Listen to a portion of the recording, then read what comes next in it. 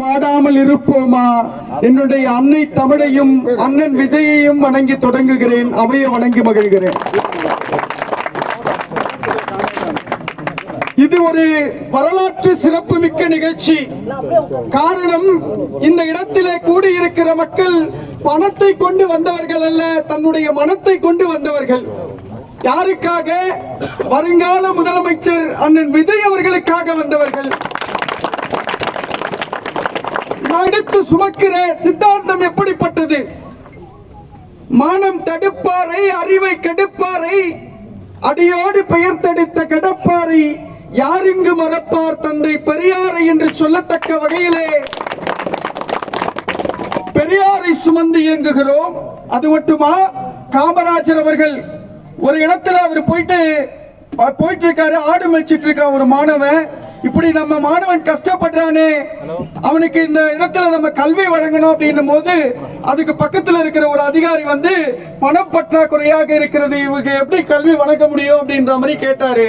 அப்ப காமராஜர் சொல்லுகிறார், இந்த குழந்தை படிக்க வேண்டும் என்றால் நான் சாலைக்கு சென்று பிச்சை எடுக்க கூட தயாராக இருக்கிறேன் என்று சொன்னார் காமராஜர்.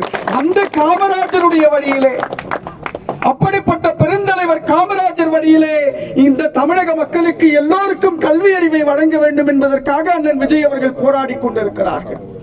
அது மட்டுமா, இன்றைக்கு நடந்த நிகழ்விலே கூட சில நாட்கள் முன்பு நடந்த நிகழ்விலே கூட சொல்லுகிறார், போட்டி எங்களுக்கும் திராவிட முன்னேற்ற கழகத்திற்கும் என்று. காரணம் என்ன? மொழியை வளர்க்கிறேன் என்று கனிமொழியை வளர்த்தாரே தவிர தமிழ் மொழியை வளர்த்தாரா கருணாநிதி? ஈழத் தமிழர்கள் எங்கள் அண்ணனை நடிகர் என்று கேளனம் செய்து கொண்டிருக்கிறார்கள், ஏளனம் செய்து கொண்டிருக்கிறார்கள். ஆனால் என்னுடைய இலங்கை தமிழர்கள் அந்த இடத்தில் சுட்டுக் கொன்ற போது நடித்துக் கொண்டிருந்தது இன்றைக்கு திராவிட முன்னேற்ற கழக அரசு. ஆனா அண்ணன் அப்படி அல்ல. இன்றைக்கு இருக்கக்கூடிய தமிழினத்திற்கு விடுதலை உண்டாக வேண்டும், இன்றைக்கு இருக்கக்கூடிய தமிழினம் உய்ய வேண்டும் என்கிற உயரிய நோக்கிலே அவர் சென்று கொண்டிருக்கிறார்களுக்கு பெரிய பாதுகாப்பு இருக்கா? சில நாட்களுக்கு முன்பு கூட சைனா எடுத்துட்டு போனாங்க. தலாய் லாமா என்கிற ஒரு மிகப்பெரிய ஆன்மீகவாதி சொல்லுகிறார், நீங்கள் இந்த பிறவியிலே அதிகமாய் நன்மை செய்தால் அடுத்த பிறவியிலே இந்தியாவிலே இருக்கக்கூடிய தாய்களின் வயிற்றிலே பிள்ளைகளாக பிறப்பீர்கள் என்று சொன்னாரு.